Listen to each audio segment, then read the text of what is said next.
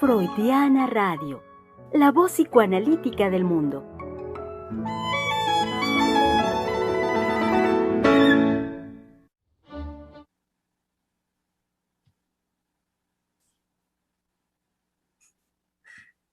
Muy bien, dedos arriba, sentido del humor, sonrisas, henos aquí, querido público. Hagamos conjuntamente el trabajo, el esfuerzo para el día de hoy, jueves, de llevar a cabo una síntesis de la conversación llevada, no, desarrollada, mejor, desarrollada a lo largo de esta semana. Hoy es jueves 7 del mes de octubre del año 2021. Sean muy bienvenidos, querido público, en este su espacio de la conversación, Freudiana Radio, la voz psicoanalítica del mundo, donde, pues sí, lo saben, sinceramente así es, con mucho gusto estamos aquí y con ese mismo gusto les damos una cálida bienvenida. Y como decía al inicio, en la convocatoria del día jueves, que es poder llevar a cabo una síntesis de lo desarrollado durante esta semana al respecto del cuerpo. Saben bien que es el tema que estuvimos elaborando durante estos días. Sean pues bienvenidos, como también bienvenidas nuestras colegas del Centro de Investigación y Estudios Lacanianos, que como buen jueves saben ustedes que tres mujeres psicoanalistas hablando de la vida cotidiana, aquí están, tres, cuatro, y que harán conjuntamente con ustedes la conversación. Demos una muy, muy, muy cálida, apapachadora bienvenida a nuestra querida directora del Centro de Investigación y Estudios Lacanianos, a la doctora Silvia ¡Bravo! Heiser. Ay, eso de apapachador está genial, genial, genial, porque Sí, sí, digámoslo fuerte y digámoslo quedito, los seres humanos necesitamos apapacho amoroso permanentemente, sí, permanentemente. Démoslo entonces de una manera generosa. así es, doctora. Así es. Demos entonces un caluroso y cálido apapacho. Así es. Por supuesto a nuestra querida colega que en los controles de Freudiana Radio está ahí lista antes de que se nos vaya corriendo a algún lugar. Le damos también su apapacho a nuestra querida colega Giselle Mendoza.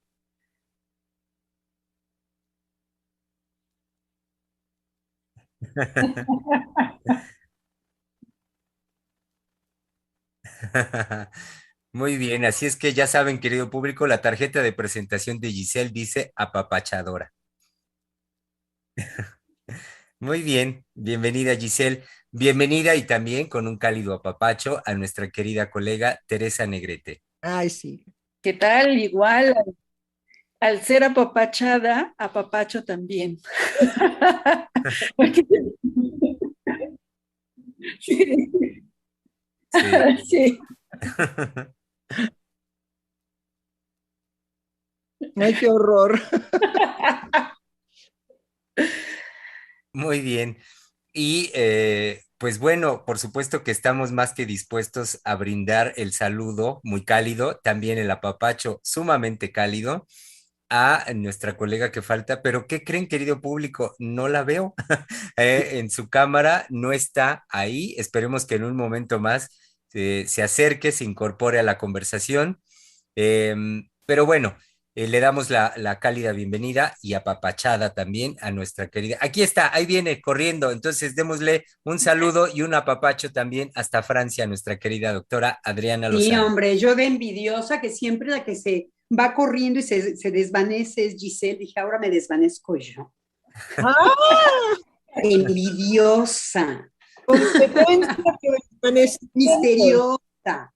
Ni siquiera estoy en los controles, no tengo ninguna excusa, nomás me desaparezco. Sí, ya escuché.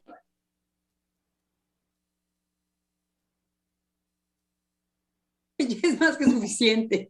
Exacto. No, pero la imagen, estamos hablando del cuerpo, de la imagen. Entonces, si no hago una desaparición con todo y mi imagen y con todo lo corpóreo que tiene la imagen, ¿no es verdad? No vamos a hacer una linda conclusión hoy jueves. Entonces, sí, muy contenta de estar aquí con ustedes y con los apapachos de Germán. Sí, claro que sí, con mucho gusto. Hartos apapachos, hartos abrazos y mucho cariño, cálido. Sobre todo ahorita, bueno, entrando de lleno al otoño, los cambios estacionales, por supuesto, el airecito se pone un poco más fresco, entrando a frío, con algo de lluvias todavía, y entonces por ello el poder brindarnos este apapacho, y bueno, que eso también me parece que en este momento nos anima a elaborar una síntesis, pues del nivel que ya ustedes, queridas colegas, desde el lunes marcaron en esta Sí. conversación y que sin duda, pues me parece de, vaya, de absoluta originalidad y enorme aportación para nuestro querido público en el sentido de decir, ya por favor, pongamos pausa a la vorágine de lo que estos discursos repiten constantemente en el sentido de una noción, pues, completamente biologizada y médica al respecto del cuerpo. Entonces digo, ya, por favor, en el sentido de concibamos lo que curiosamente, cotidianamente, todos los seres humanos vivimos, y es una experiencia psíquica de cuerpo. Entonces, pues bienvenidas, queridas colegas, y pues adelante, adelante, jueves de síntesis. Sí, Tere, adelante. Sí, bueno, pues justo hablando de lo telemático o lo teleinformático, eh, hay otra dimensión que supuestamente quieren rebasar la mirada biológica y que le llaman algo así como postbiológico, ¿sí? O postorgánico.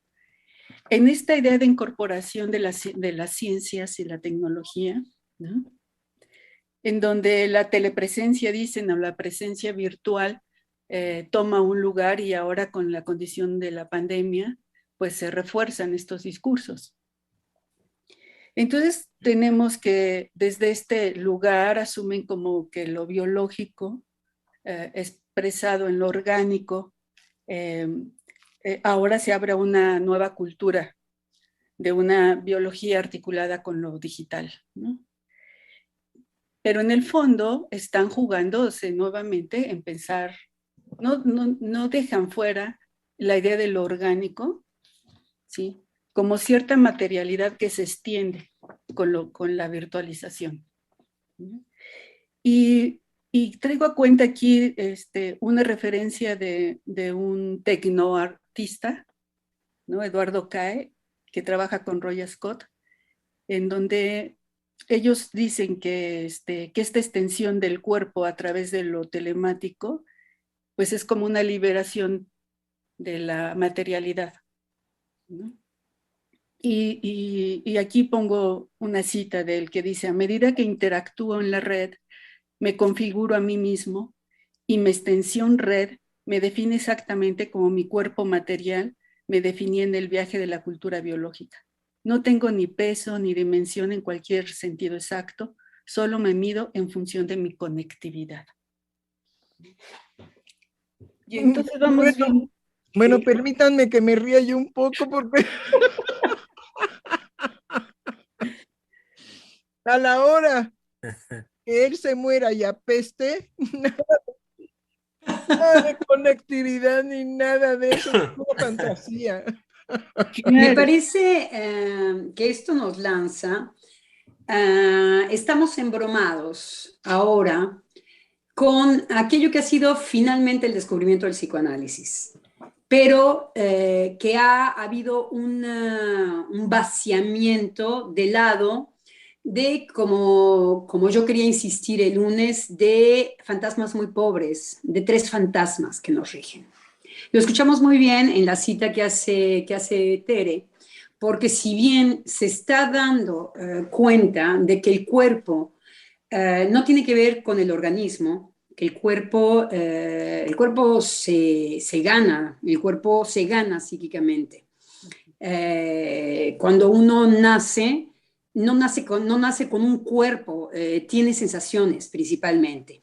Y no nos tenemos que ir tan lejos del nacimiento como a esta experiencia de el espejo mismo que nos da hoy nuestra imagen. Nunca nos vemos como los otros nos ven. Quiere decir que nosotros hemos formado nuestra imagen. Nunca nos vemos como el espejo nos devuelve nuestra imagen. Nos hemos detenido y nos representamos nuestra imagen siempre desde lo psíquico.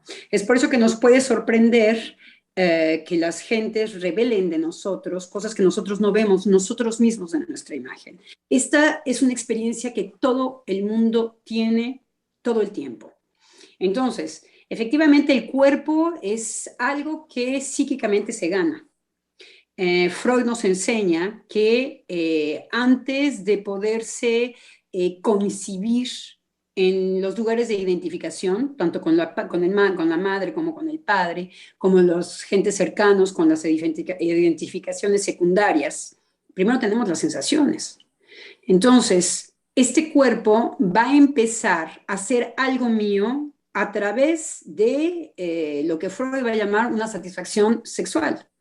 Entonces, bueno, no nos vamos a arrancar ahorita con la teoría, pero es este cuerpo que ahora está vagabundeando desde el otro lado, desde los fantasmas. Se ha aceptado que los cuerpos no son con los que nacemos. Por eso tenemos una discusión de géneros tan fuerte en esta modernidad y en este siglo nuestro. Porque efectivamente, de donde viene esta idea es de que por fin se ha escuchado el cuerpo tiene que ver con otra cosa, pero no solamente con los discursos. Ahora, los cuerpos que se nos están dando son los cuerpos de los discursos.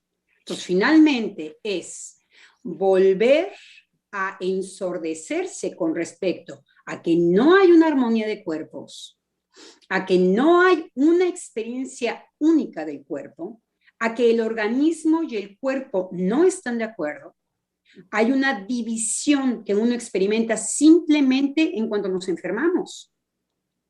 Entonces, lo que se está imponiendo hoy es un cuerpo de un discurso fantasmático.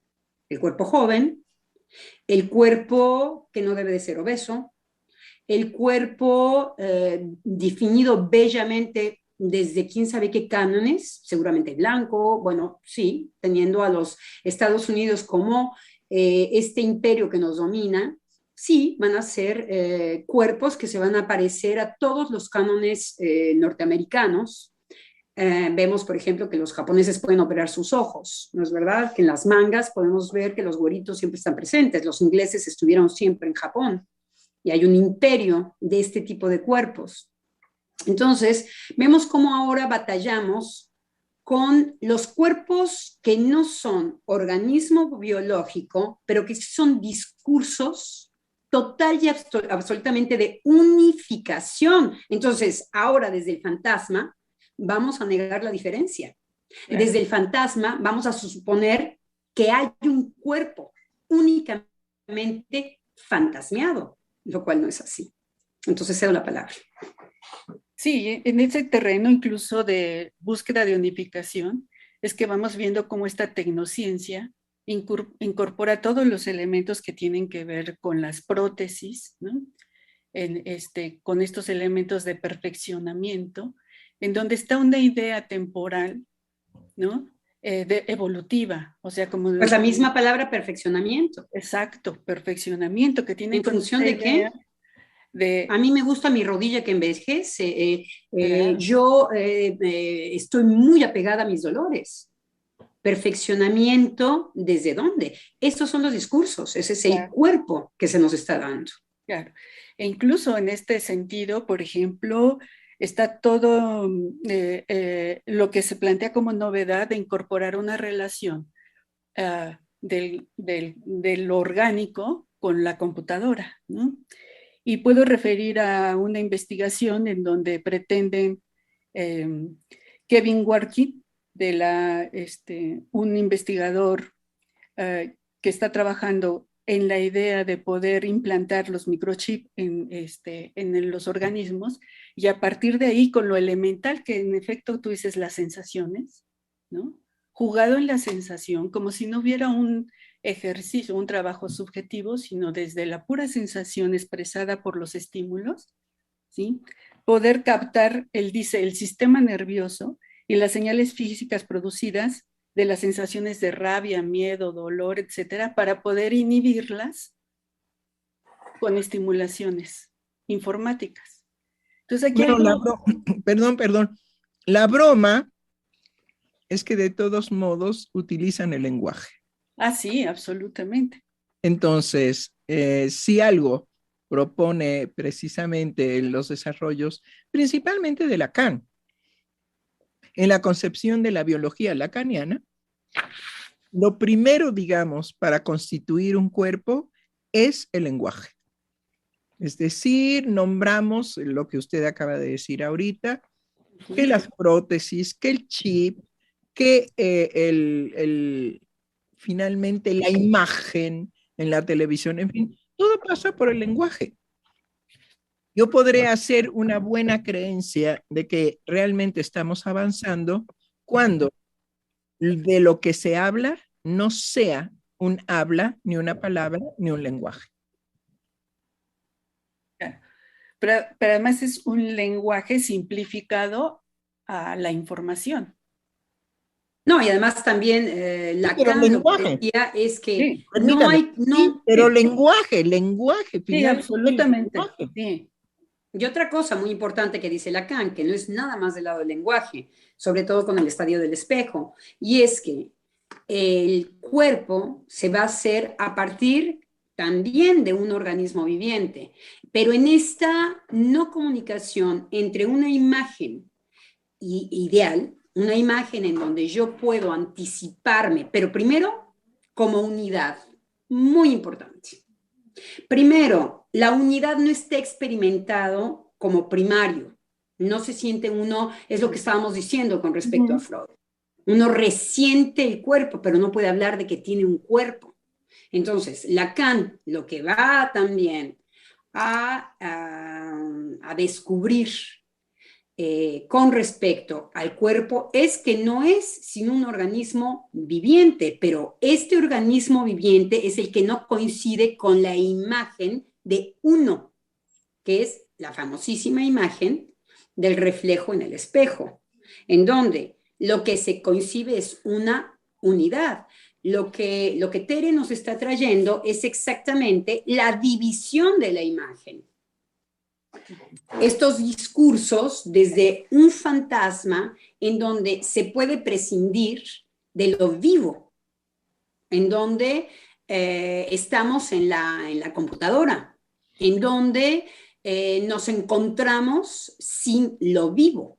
Entonces, Lacan va a traer dos aspectos cuando habla del cuerpo que son importantes. La unificación de la imagen con un organismo vivo. Entonces, es ahí en donde los desórdenes de que no coincida mi imagen ideal, en donde yo me puedo ya imaginar uno, que no coincida con el organismo que no se puede poner de pie, con las manos que no pueden agarrar un objeto, y entonces que el niño experimenta muchísima rabia. Entonces, la imagen es algo que se construye, va hacia el cuerpo psíquico.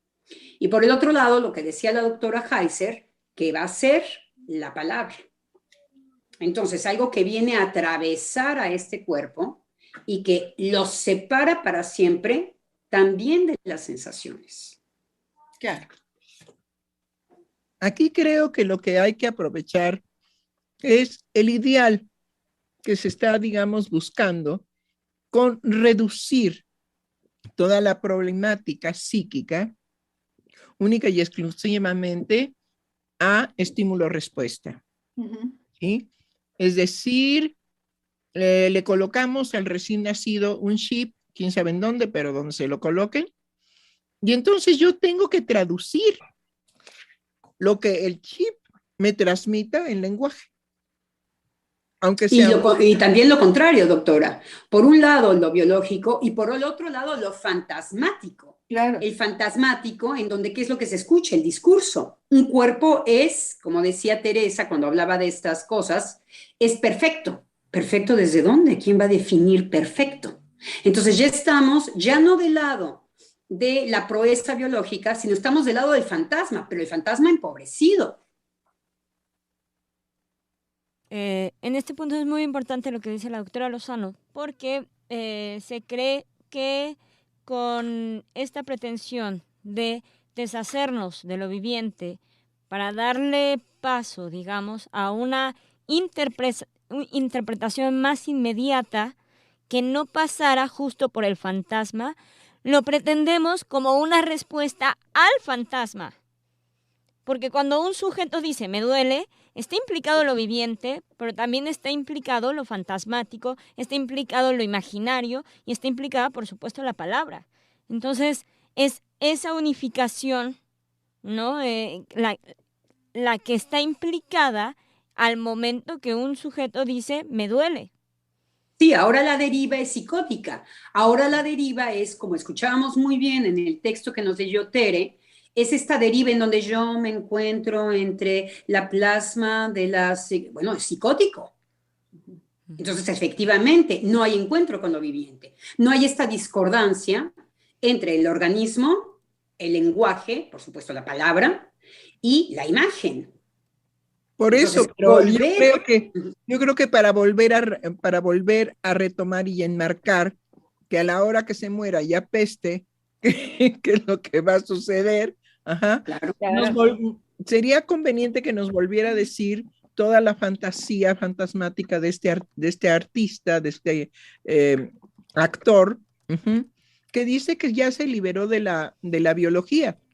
Claro. Bueno, permítame, si ya se liberó de la biología, a lo que él está apuntando es a que tiene un miedo de impotencia, porque si no, ¿de qué se podría librar un hombre que tiene pene y testículos? Claro. Por más poesía que le ponga a su presentación, en fin, etcétera, él sigue teniendo, cuando nos está hablando, sigue teniendo pene y testículos. Y bueno, creo que cuando él nos habla, a ver, pero hay que revisar lo que él dice, creo que está liberándose de lo catastrófico que es para el hombre tener que vérselas con una impotencia. Adelante, Tere. Sí, y me parece que también en estos discursos pretenden esto que veníamos señalando, que al deshacerse de lo viviente, ¿sí? Es como eliminar toda fuente de sufrimiento, ¿no? Y al eliminar toda esta fuente de sufrimiento es como hay otra parte interesante en este trabajo, bueno, de un trabajo que compila una colega argentina, donde va mostrando cómo en esos discursos parte de la fuente de sufrimiento primordial que es la relación vida-muerte, con la lógica de la tecnociencia se asume que el congelamiento literal del cuerpo elude el enfrentarlo, ¿sí? Entonces, esto me parece que se vuelve... Pero corrigiendo un poco a la colega, ¿sí? No hay posibilidad de eludir el sufrimiento si no se pasa primero por el sufrimiento. No, y hay que ver la resistencia de la gente que quiere seguir sufriendo. Es no entender nada de lo psíquico. En análisis vemos muy bien lo que es la resistencia. Y la resistencia es que si a algo el sujeto tiene, no sé si se dice así en español, pero le echa dedicación, ama y no va a soltar, es el sufrimiento. Es una fuente de pasión que nos hace sentir vivos. Claro, y que incluso no lo sueltan tan fácilmente. Además, no se trata de soltar el sufrimiento. Así es. De hecho, en los programas de esta semana, justo lo que se fue apuntalando es cómo el dolor, ¿sí?, que pudiera aparecer como una fuente de sufrimiento en términos de, un poco ayer se veía en relación al cuerpo, la exigencia al cuerpo, a su vez es una fuente de placer. Y entonces me parece que ahí están jugados estos elementos que, como bien señalaba Freud, se obvia toda la teoría de la libido que él vino sosteniendo, asumiendo más esta lógica, como dice la doctora, como más conductual, ¿sí? Como si no estuviera presente este trabajo que hemos señalado toda esta semana, de este trabajo psíquico que el sujeto construye. Hay que agregar, digamos, algo que se olvida permanentemente y que está en el maravilloso trabajo de Kant con Sade. Es decir, hay una experiencia plena de satisfacción erótica en el sufrimiento. Si no, no entenderíamos nada de por qué. sujetos para experimentar, digamos, una intensidad de lo erótico, se hacen sufrir. Se convierten precisamente en el representante erótico del sufrimiento. Las más representativas de esto es, por supuesto, las mujeres, porque son las dueñas y señoras del sufrimiento. Escuchemos los discursos, digamos, de liberación de las mujeres al respecto del patriarcado y veamos cómo en sus discursos lo primero que, digamos, van a hacer sobresalir es el sufrimiento causado por otro. Solo que en sus discursos no aparece la constancia de las mujeres en relación a que duran 25 años casadas con su verdugo. Y si no casadas, arrejuntadas. Y si no arrejuntadas, pues con lo que puedan, pero no lo sueltan. Y es precisamente lo que llevó, digamos, a Freud a pensar, bueno, ¿cómo es posible que la mujer se queje de un sufrimiento que nunca abandona? Y ahí está la situación paradojal. Entonces, Sí, digamos, ¿se acuerda, a doctor? nuestro querido actor, un segundito, volviendo, digamos, a nuestro querido actor representante de todo lo que él va a evadir gracias a que se va a transformar. No me acuerdo cómo se les llamaba a estos hombres que tenían prótesis electrónicas, ¿no? Pero en fin, ya hubo uno antes que todos. Pero a ver, escuchemos el discurso de él. Sí. Bueno, yo creo que además de este ejercicio que buscan articular, o sea, lo virtual en esta negación de lo viviente, al mismo tiempo, en su propia contradicción, está jugado este elemento de cómo articulan lo orgánico con la vida artificial en una computadora, ¿no? Entonces se introduce en esa figura de la vida artificial justo en esta supuesta negación de lo viviente, pero requieren de lo viviente, digamos, de lo orgánico, para poder instaurar esta relación con la computadora, y lo requieren como fuente de información. Entonces aquí me parece que es algo que en varios de los programas hemos señalado, que el que se sustrae el sujeto en esta situación digital solo como si fuera fuente de información para ser utilizada, ¿sí? Bueno, ahí tenemos la película de Matrix. Fuente de energía. Así es. Pero a ver qué dice nuestro querido actor. ¿No quiere repetir eso, por favor? La frase donde les referí. Todo lo que él recita. Sí. Dice, a medida que interactúo con la red, me reconfiguro a mí mismo. Ahí deténgase. Ese es el fantasma. Exactamente esa reconfiguración. Solo que él no es consciente de decir, esta reconfiguración mía es mi fantasma que cubre precisamente lo que el fantasma cubre, que no lo voy a decir. Bueno, ¿y? Sí, luego dice, mi extensión red me define exactamente como mi cuerpo material me definía en la vieja cultura biológica. Bueno, es que ahí sí puede tener una erección, una extensión web al infinito, ¿no? Claro. Pero no solamente eso, mi querida doctora Lozano, ¿no? Sí, fíjese bien cómo él se hace poseedor de todas las vaginas habidas y por haber. Ese es el fantasma. Claro. Ajá, no lo nombra, pero lo enuncia. No, y hay una diferencia entre nombrar algo, para eso hay que tener huevos, a enunciar algo, que eso es lo que hace el perverso. Sí, ya habla de la unidad. Vemos cómo la dificultad es la unidad. Al principio del texto, justamente, habla de algo que para él es imposible. ¿Qué es la unidad? No, y sobre todo garantizar una erección, doctora. Sí, la extensión web. Ajá. Pero quién sabe, no se le vaya a extender en lugar del pene la nariz, porque entonces... No, ya hay narices digitalizadas, ¿no? Ya sería el Cyrano del siglo XXI. Ay, Dios mío. En la poesía, Cyrano era un hombre maravilloso. Si algo así era constituir un cuerpo. Sí, pero ¿qué cuerpo?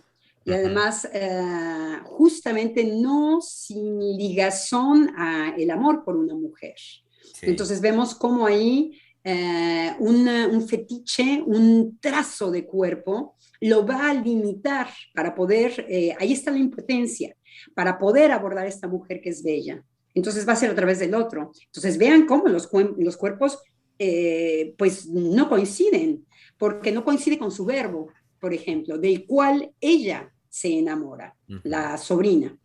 Entonces vemos lo que es un cuerpo. Con Cyrano de Bergerac vemos por excelencia lo que es constituir un cuerpo y la problemática, como no hay coincidencia jamás, como un trazo, una nariz, ¡paf!, es su destino. Ajá. Pero bueno, ¿y qué más? Entonces se extiende. Sí, dice, mi cuerpo material me definía en la vieja cultura biológica. No tengo ni peso ni dimensión en cualquier sentido exacto. Solo me mido. O sea, que puede ser, digamos, un elemento del universo. Claro. Solo me mido. Poner un gas carbónico. Claro, porque se mide, dice, solo me mido en función de mi conectividad.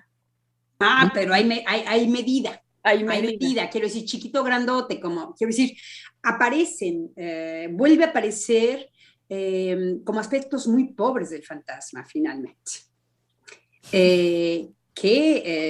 No es en donde nos movemos. La vida de los seres humanos, a menos de que nos vayamos a adherir a estos discursos. ¿Por qué? Por la promesa de que aquí podrá no haber impotencia, por ejemplo.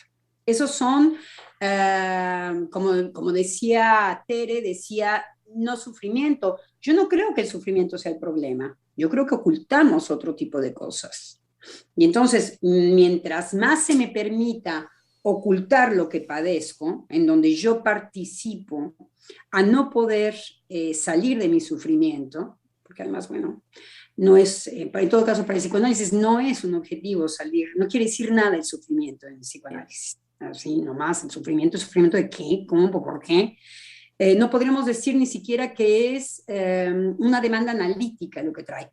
Nos trae lo inquietante, nos trae cuando efectivamente nos damos cuenta de que algo está terriblemente problematizado en nosotros. No es lo mismo que el sufrimiento. Entonces vemos cómo... Pero este sujeto definitivamente se transforma en gas. Entonces se hace eterno porque lo eterno son indudablemente que las moléculas. Solamente que las moléculas, aunque constituyen parte del cuerpo, no son el cuerpo. No, el cuerpo no es... Bueno. Que hay todo un embelezamiento justamente en esta idea de eternizarse por estar en unión con el universo. Y de lo que no se hace, digamos, lo que no se resalta, lo que no se señala, es esa apuesta por la pérdida de la subjetividad. Cuán insoportable es sostener una subjetividad que frente a esta sensualización de la unidad y del cosmos y del universo, que está dicho aquí de otra manera, la dificultad es el sostenimiento de la subjetividad. Y en esto retomo, o sea, cómo a pesar de que en la concepción de cuerpo vemos una imbricación de elementos, que son lo viviente, que es la palabra, que es la imagen, ¿mande? El organismo. El organismo. Es decir, lo viviente, el organismo, la materialidad, finalmente el cuerpo, la imagen. No, es un desmadre. Sí. Y justo por la complejidad que nos representa la incidencia de la palabra en aquello que llamamos cuerpo, que alcanza el organismo, y que hay cosas del organismo que alcanzan el lado del alma, pero no son, digamos, retroactivas, no son procesos que podamos seguir de manera retroactiva, sino que hay que seguirlos en su singularidad. Entonces eso nos vuelve a presentar nuevamente un enigma frente a nosotros mismos. Lo que es más sencillo es deshacernos del enigma que nos representa nuestro propio cuerpo. Pero habíamos dicho, digamos, con anterioridad, que precisamente digamos, la absorción que ha hecho de muchos hombres toda esta posibilidad de los juegos destructivos en donde se ganaban puntos. Bueno, yo me acuerdo de uno en donde se ganaban puntos por haber matado a una persona. Ajá, sí, que a mí me hacía mucha gracia definitivamente ese juego. Pero bueno, la absorción que han hecho los juegos electrónicos de algunos hombres, les han venido indudablemente que a solucionar el problema de llegar a casa y encontrarse con los otros. Sea la madre y el padre nada más, sea la hermana y él, sea, digamos, los hermanos, porque puede haber varias posibilidades de el encuentro con los otros. Entonces, los juegos hacen un espacio, digamos, para no tener que encontrarme con los otros, sino perderme absurda y estúpidamente en mí mismo con un juego que supongo que me distrae, que me erotiza y que me satisface. Además, es un encuentro con sí mismo justamente para que el último con el que no se encuentre es con sí mismo. No, es una enajenación. No, simplemente claro, porque hay la manía, porque hay lo maníaco. Lo maníaco es justamente lo que yo no soporto, que es lo que estaba diciendo Giselle, es mi singularidad. Mi singularidad me pone inmediatamente en falta. Me pone inmediatamente en un vacío imposible de ser llenado. Lo que hacen los juegos, lo que hace la computadora es enajenarme. Por eso no la puedo apagar, por eso Matrix. Porque si no estoy conectado 24 horas con 24 horas, es con mi singularidad con las que me tengo que ver, como decía muy bien Giselle. Entonces, volvemos ni siquiera es no hacer encuentro con ningún otro y sobre todo, no conmigo mismo. Es que no es posible hacer un encuentro conmigo mismo porque desde que nazco tengo, sí, que depender de un otro. Pero lo que sí se experimenta en sí mismo es el vacío. La manía viene de justamente si yo paro ¿qué pasó con la pandemia? Que si yo no tengo mi ritmo cotidiano de trabajo y de trabajo al cansancio y del cansancio al rechazo de los otros y del rechazo, sino que paro todo esto, de repente es el vacío. ¿Por qué? Porque estoy conmigo mismo. Aunque no sepa de mí mismo, sí experimento el vacío. Eso es lo que sobre todo no hay que ver. El enajenamiento es eso. Las computadoras, lo que permiten el teléfono, por excelencia, es, en cuanto hay un espacio vacío, ¡paf!, me conecto. Entonces, es el evitar conectarse con su singularidad, que es quién soy, qué estoy haciendo en esto, de qué va la cosa, no puedo ni siquiera responder a eso. Ahora sí que es más fácil odiar a los otros que quedarse con uno mismo. Claro. Hay una cuestión, digamos, cuando usted marca lo de no soportar la singularidad, y que viene en auxilio, lo que usted señalaba, este aparatito maravilloso que se llama el teléfono, ¿sí? El teléfono portátil, finalmente está lleno de las imágenes del otro y de todas las imágenes que me rodean en el mundo exterior. Solo que si yo no los activo, ellos no hablan, no parlan. Entonces, en esa singularidad, de lo que yo trato de evitar es precisamente encontrarme con el decir del otro sobre mi singularidad, porque eso es lo que está construido para poder yo decirme a mí mismo, mí mismo. Yo sé mí mismo quién soy, no sin la palabra del otro, no sin la Sí, me mirada. acaba de hacer pensar, doctora, en algo que está sucediendo mucho en Francia con los adolescentes, que es un gran problema y que tiene que ver justamente con no poder apagar el teléfono. Y es que los jovencitos de 13 años se están persiguiendo y ofendiendo y siendo obscenos a través de esto. Y que se ven relaciones devastadas. Principalmente se hablaba de las chicas adolescentes de 13 años, en donde son insultadas salvajemente y que no deja de tener un impacto. Con respecto a esto que usted dice, me veo en el otro y el mensaje del otro puede ser devastador, a condición de que yo les dé voz a estas voces. Entonces, sí. Por eso me hizo pensar en este gran problema que estamos afrontando ahora con respecto a, decíamos que nuestro sufrimiento es una fuente muy poderosa. Vemos que estas chiquitas, están en un devastamiento con respecto a la mirada del otro, pero a condición de que ellas se expongan, que tenemos que tratar. Estamos afrontando en nuestro cotidiano. Hay algo que es definitivamente escandaloso lo que voy a decir. Entre lo que decide nuestro querido artista, envolverse un gas, a que los otros infelices desgraciados me devasten y me insulten y me agredan y lo que sea, finalmente hay actividad del lenguaje, actividad de la palabra y existo para el otro. En una forma degradante, pero existo. Y no me convierto en un gas. Y que puede ser un gas apestoso, por cierto. Usted lo decía muy bien, decía a condición de que yo escuche esas voces. Ah, sí. Por eso me hizo pensar. Bueno, la chica tiene que tener un Instagram, discúlpenme. Instagram.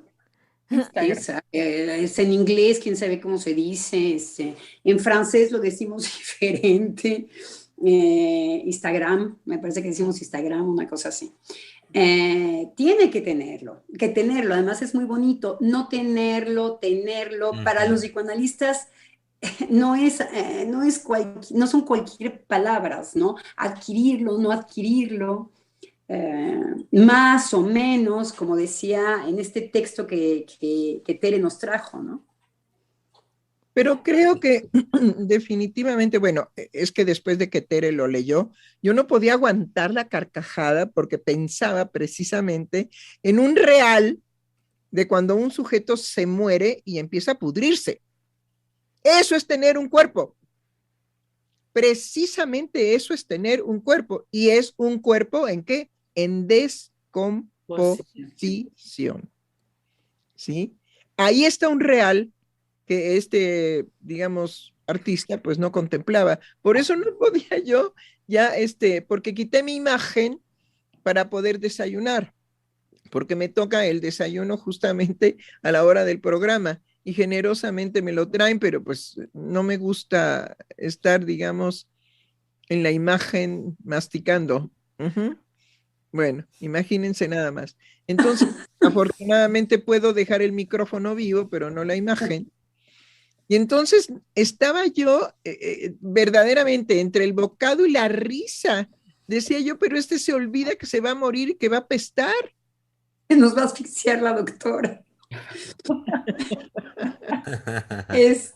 Sí, los fantasmas que ahora se van a realizar, me imagino que el ser humano va a realizar, es o ya no ser cuerpo, justamente lograr la Matrix, o que el cuerpo siempre sea el desecho que yo puedo renovar con el fantasma, pues, de los poderosos. No va a haber jugada para muchos, va a haber jugada para muy pocos.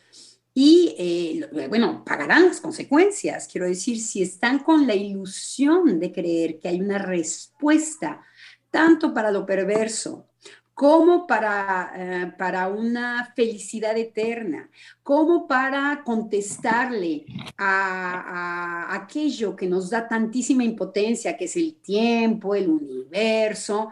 Entonces, tratar de rebasar estos límites de la muerte no son sin consecuencia. Ahora sí que, como decía la doctora, a nosotros nos causa inclusive a veces ganas de carcajadas, Sí, porque hay una insistencia en esto, sin saber que lo propiamente humano es la construcción de lo contrario.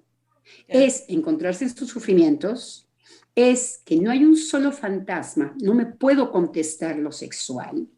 Entonces ya pueden dar brincos. Por eso dice la doctora, pues a veces nos gana la carcajada. Y aparte, hay una cosa que por el lado del vacío, esta producción que nos trae Tere no responde de una manera inquietante al vacío que se vive cotidianamente. ¿A qué me refiero? Entre esta forma de llevar a la literatura, entre comillas, una manifestación cotidiana que se da entre los jóvenes dicen hacemos match. Y dicen hacemos match como esta forma en la que se interactúa en el Tinder y ciertamente la trasladan a su cotidianidad. Con decir, nos miramos e hicimos match. Entonces, no hay ahí algo que arranque a los jóvenes, que les revuelva la cabeza como en algún momento frente al romanticismo surgió el hacer poesía de la putrefacción de la carne. así es. Entonces, Y bueno, ya la dejo. no, sí, sí, sí, sí. Es decir, es que usted toca algo que es esencial.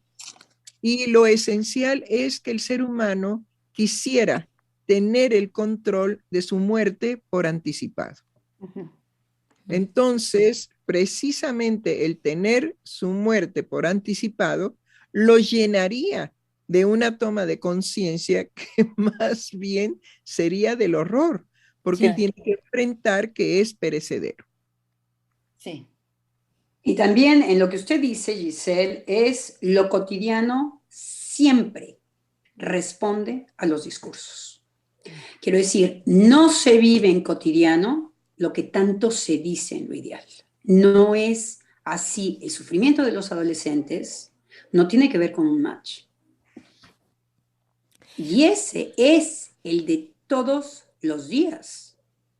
Así es, empezando porque los adolescentes tienen que enfrentar algo terrible, terrible definitivamente.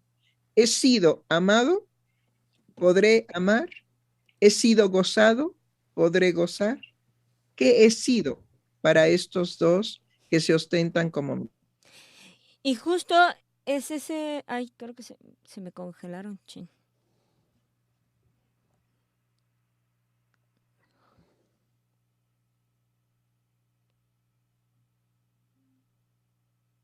de las experiencias más tortuosas porque no puede contestarse a sí mismo, aunque sea en esa rebeldía tácita de los adolescentes en relación a sus padres. No puede. Hay ahí sí una experiencia de vacío y podríamos decir de una ausencia radical de entonces, ¿qué soy yo para el mundo? Si nunca fui hablado para nadie. Esa es la orfandad, digamos, más trágica. Bueno, a ver que lo llene con la computadora, ¿no? No, y es justo aquello a lo que no se va a poder acceder a partir de la utilización de la computadora, de las redes sociales, que era un punto que ayer señalaba usted, doctora, en relación a toda la idea de control que hay a partir de los datos personales y el uso de los datos personales. Y usted decía, ¿no? Bueno, tendrán acceso a una imagen, a una cosa externa de mí, a una cosa, me parece que lo decía por el lado de lo conductual, pero no realmente a lo interno mío.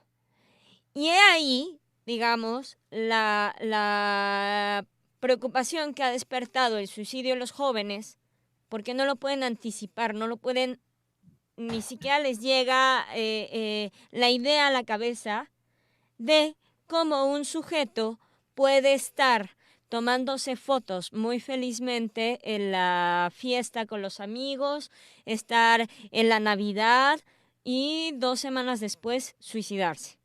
Hubo en algún momento el boom de las imágenes previas al suicidio, tanto de niños, de jóvenes, como pues adultos jóvenes, por supuesto. Y lo que impacta a la gente que cree que tiene una aprehensión del otro a partir de las redes sociales y que cree que su vida se maneja en esos términos, en esas líneas, pues ciertamente les sorprende que un sujeto puede estarse riendo a carcajada limpia con un grupo de amigos y un instante después decidir su muerte. Bueno, eso nos permite regresar a nuestro tema del cuerpo. Es justamente no saber nada de lo que tiene que ver la imagen del otro con el cuerpo. Lo que sí se va a llevar con él, con su muerte, es este cuerpo psíquico. La gente está en la imagen, usted lo dice muy bien. Y a eso hay que agregarle que para la adolescencia vuelve a experimentarse algo que es terriblemente doloroso para el sujeto del inconsciente, que es que mi imagen no corresponda con lo que yo me represento de mí. Cuando uno está lleno de granos, cuando las mujeres empiezan a engordar, quiero decir las adolescentes, estoy hablando del cambio hormonal en los adolescentes, y que mi cuerpo vuelve una vez más a ser ajeno, a ser organismo, algo que no me representa. En esos momentos son cosas hay las partes separadas que aparecen, porque no corresponde con la imagen. Esta unidad que hace la imagen, cuando yo me veo este cuerpo separado, el cuerpo separado es el cuerpo del acné, es el cuerpo de engordar, no es la unidad ideal con la que yo me he representado mi yo. Entonces, son momentos en la adolescencia de muchísima soledad y de un encuentro con el cuerpo. Y la gente responde desde la imagen. La imagen es sonreír. Si me permiten, queridas colegas, me gustaría dar lectura a los comentarios que tenemos hasta este momento. Es un comentario y una pregunta por parte de nuestro radioescucha David BM. Nos dice, considero que el querer deshacerse del sufrimiento es muy loco. El hombre está enfermo de muerte. Yo propondría crear y articular un modus vivendi con ello. Y también nos hace una pregunta, dice, tal cual dice, una pregunta. ¿Qué pasaría con el registro de lo imaginario en las personas ciegas de nacimiento? Es que el registro de lo imaginario no tiene que ver con la vista. Ni con el cuerpo, es lo que estamos diciendo. El Sí, cuerpo no es imagen. Pero es muy buena pregunta en el sentido Claro. de que se confunde frecuentemente lo psíquico, ¿sí? Precisamente la dificultad de lo psíquico con lo viviente, de lo psíquico con el organismo, de lo psíquico que hay, digamos, un cuerpo psíquico que está construido a partir de la relación con el lenguaje y que el lenguaje viene siempre de los otros, o en este caso del otro. Entonces yo voy construyendo un cuerpo porque cuando mi madre me pregunta, ¿qué te duele? Y que el niño no puede contestar porque no sabe cómo se nombra lo que él recibe como sensación. Entonces son preguntas, digamos, que permiten que la madre le diga la cabeza, los ojitos, el estómago, ¿sí? Atrás de tu cabeza, tu espalda. Así es como se construye un cuerpo. Entonces, el imaginario, digamos, es psíquico. No tiene nada que ver con la vista. En todo caso, tendrá que ver con la mirada, con lo que se mira. Y lo que se mira nunca es un objeto de la realidad objetiva. Lo que se mira es una construcción psíquica del objeto. Claro, los ciegos no son incoordinados, por ejemplo, entonces hacen cuerpo psíquico. Tan el cuerpo es operar otra cosa que no tiene que ver con lo orgánico, que los ciegos no se caen. que los ciegos incorporan. O sea, no tienen que ver una imagen, pero sí tienen que construir un cuerpo. Sí. Vemos, por ejemplo, que los ciegos tienden a vestirse de manera armoniosa. Ujú, Entonces, quiere decir que la mirada del otro ya los tocó. ujú. Ese es el cuerpo. Su cuerpo está tocado porque ellos quieren, ya formaron algo en el inconsciente, tener el reconocimiento de la mirada del otro y son ciegos. Ese es el cuerpo. Por eso digo que lo imaginario no es un asunto de la vista, Claro. es un asunto de la mirada, de la construcción de la mirada. Y la mirada, bueno, es algo totalmente un fenómeno psíquico. Sí, Sí, yo puedo referir la experiencia de una chica que justo nació, ahora sí, sin la vista, ¿no? Y su conducción siempre tocada, como bien dice, tocada por la mirada del otro, su conducción siempre fue muy de recreación en donde se encontraba espacialmente. Entonces, por ejemplo, ella te podía decir, qué bonito cuadro está aquí, y te describía, ¿no?, la expresión que a ella le representaba ese cuadro, ¿no? Entonces ahí está jugado y lo que ella sentía de ello, ¿no? Por eso, Porque además entonces, es una parte ella miraba el ella cuadro, miraba el cuadro. aunque careciera de la función de la vista. Así es. sí, los ciegos son casi que una evidencia de lo que tiene que ver con el cuerpo en todo caso para el psicoanálisis. Ujú. Ahí está cómo está todo el universo ligado al otro reconstruido. Y desde el cuerpo, quiero decir, se visten, se paran, coordinan con lo viviente. Digamos, lo genial lo genial que nos trae Tere del caso, ¿sí? Es que ella miraba el cuadro. Sí, sí. Entonces pudiera ser, digamos, contradictorio. ¿Cómo? Si no tiene vista, ¿cómo puede mirar? Porque la mirada es psíquica, no Porque no orgánica. está viendo, está mirando. Por eso, no es orgánica. Uh-huh. No es la función del ojo que es ver, está mirando. Ujú.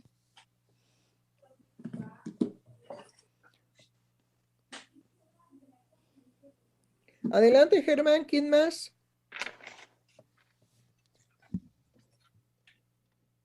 Bueno, yo creo que Revisando, doctora, veo que no tenemos por ahora otros mensajes más. Ok. sí, algo que me hace también pensar de esto que se ha desarrollado la semana es que entonces no está solo jugado de manera, diríamos, simple la relación placer-displacer, ¿no?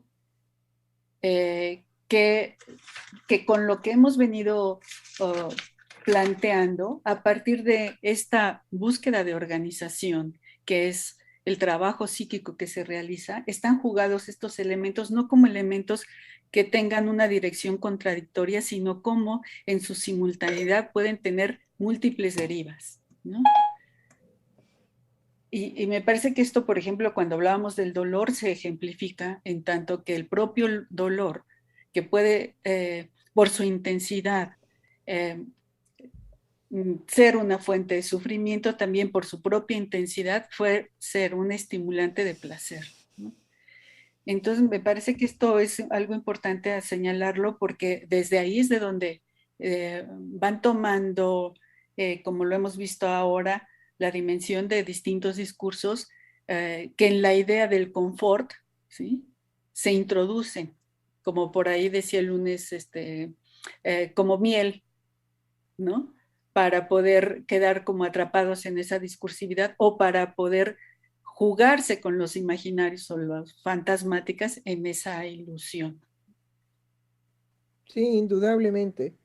Sin embargo, sabemos que la discusión al respecto o en los discursos al respecto del cuerpo seguirán y seguirán porque es inagotable. Claro. Dado que aquel que construye un cuerpo a partir del significante, a partir del lenguaje, ¿sí? Perece. Y al perecer, permanece, ¿sí? En todo el imaginario de los otros, y que de ahí su muerte estará representada indudablemente que por el recuerdo, por su vacío, por su tumba, por las cenizas, porque las fuimos a echar al mar, y sabemos que entonces en la inmensidad del mar está ahí parte de este ser amado. Es decir, algo que nos hace eternos es definitivamente el vacío que deja un ser amado que muere o un ser odiado que muere, porque sirve para las dos cosas. Ya ven todos los deseos de muerte que le tienen a López Obrador.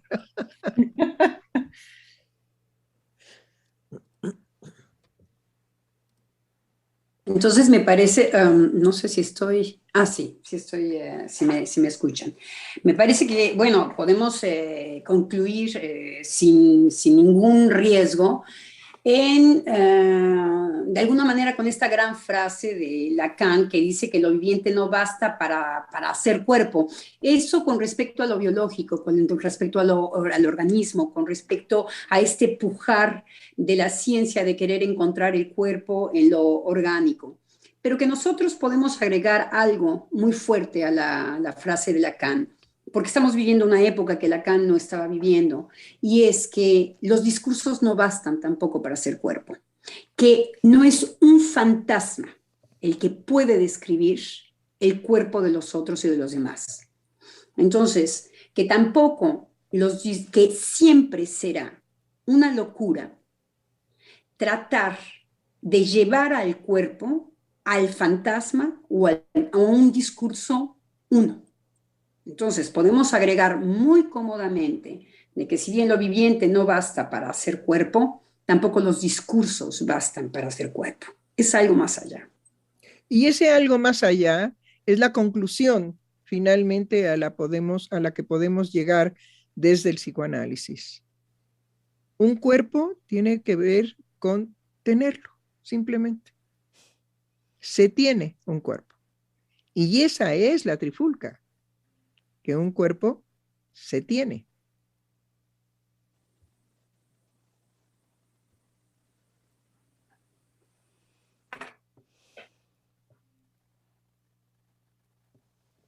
Podemos terminar con habemos cuerpo. Habemos cuerpo.